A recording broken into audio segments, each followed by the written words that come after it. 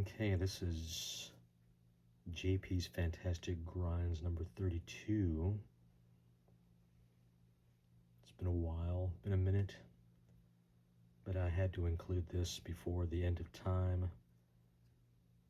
This album, which is beginning,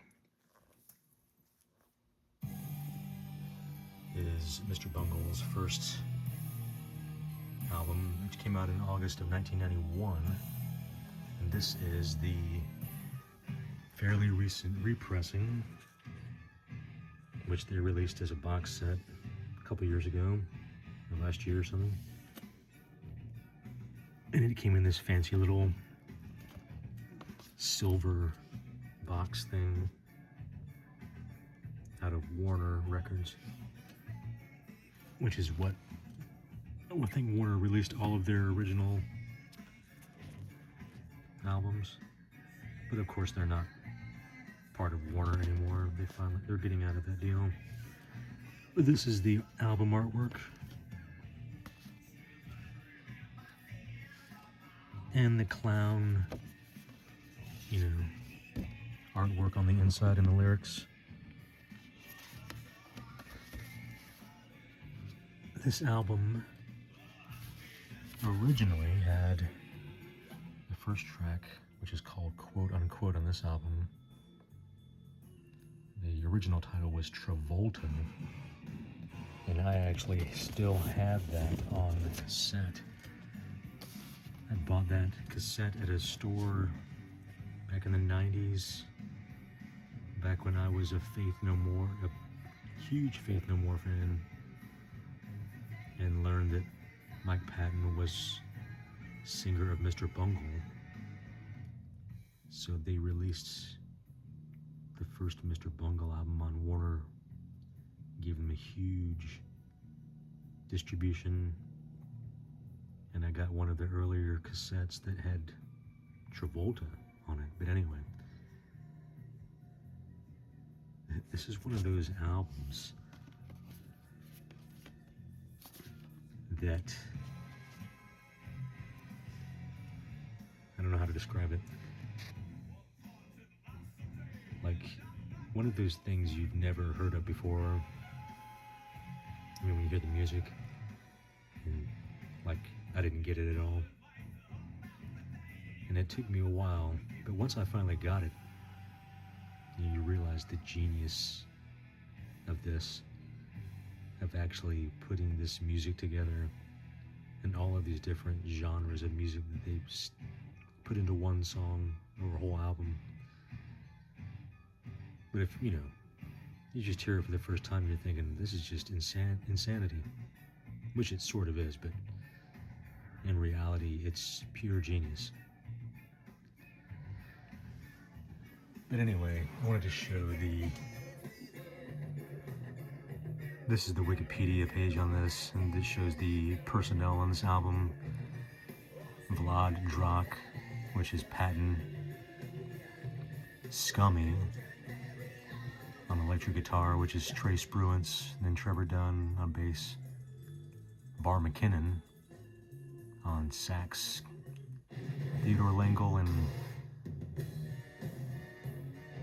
actually Danny Heifetz is related to the famous violinist Sasha Heifetz. If you would never heard that before, look it up.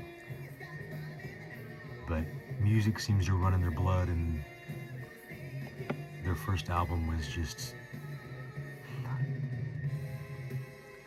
I'm pretty sure John Zorn, he's also an additional personnel. He helped to produce this album. This is production right there.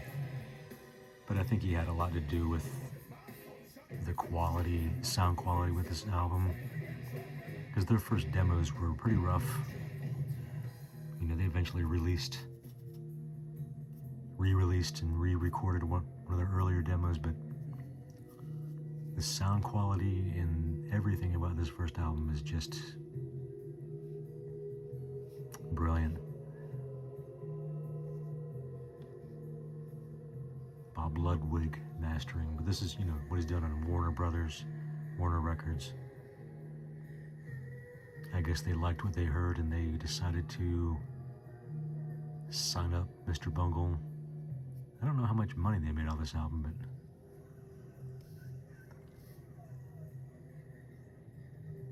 but here's it's called quote unquote, the song is playing now. Slowly Growing Deaf is, it's kind of about Beethoven, the genius of some musicians. Squeeze Me Macaroni's about food, Carousel's about,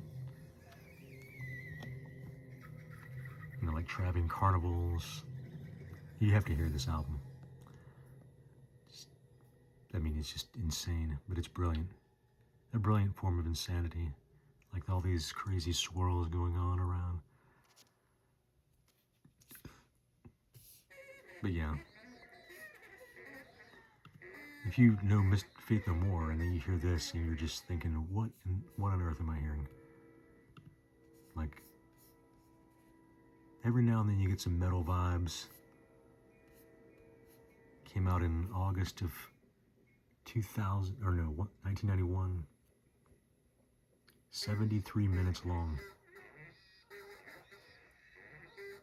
But there's, like it says, Mr. Bungle mixes a variety of musical styles, primarily funk metal, avant rock, alternative metal, ska, and avant-garde jazz, but also elements of avant-garde metal, circus music, heavy metal, free jazz, and funk. Steve Huey, AllMusic, called the album's musical style a dizzying, disconcerting, schizophrenic tour through just about any rock style the group can think of, hopping from genres to genre without any apparent rhyme or reason, and sometimes doing so several times in the same song. And Mike Patton's lyrics, even more bizarrely humorous and less self-censored than those of Faith No More. Warner Brothers promoted the album as Patton's seriously weird new project. And if you're ever concerned about looking deeper, Patton had some solo releases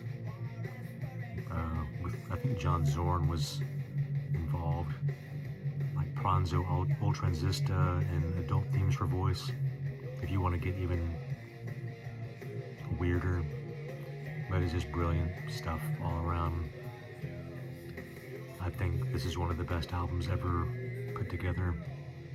But it takes a minute for it to sink in.